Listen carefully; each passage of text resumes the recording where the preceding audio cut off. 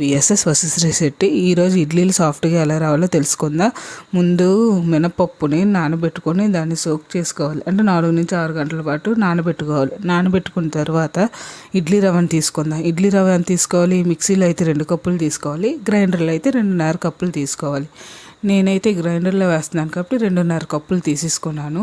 ఇప్పుడు ఆ తీసేసుకున్న ఇడ్లీ రవ్వని మనం ఏం చేయాలి అంటే నీరు వేసుకోవాలి. అందులో నీరు వేసుకొని సరిపడా నీరు వేసుకొని 1 గంట పాటు నానబెట్టుకోవాలి. నానబెట్టుకున్న తర్వాత ఆ మిశ్రమం ఇలా తయారవుతుంది.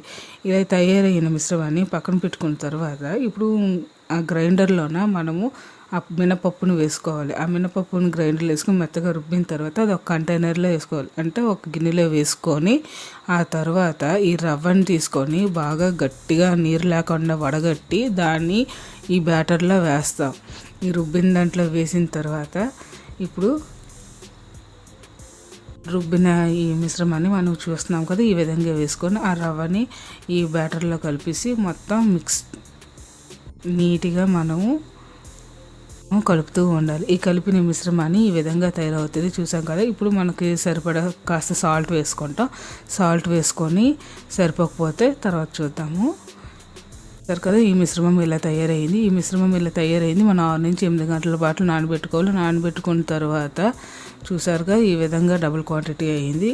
ఈ విధంగా డబుల్ క్వాంటిటీ అయిన మిశ్రమాన్ని సరిగ్గా ఎంత సాఫ్ట్గా ఫ్లఫీగా ఉందో ఈ రుబ్బు అనేది. ఇది ఇప్పుడు మనకి డబుల్ క్వాంటిటీ అయ్యింది కదా.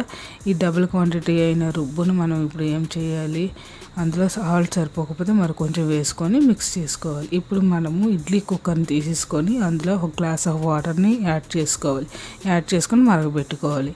ఇప్పుడు ఇడ్లీ మేకర్ తీసేసుకొని మనం ఈ మిక్స్ చేసిన బ్యాటర్ ఉంది కదా, ఇప్పుడు ఆ ఇడ్లీ మేకర్కి మనం ఆయిల్ రాసుకొని జస్ట్ ఇడ్లీ అనేది మాడకుండా ఆయిల్ అని అప్లై చేసుకోవాలి.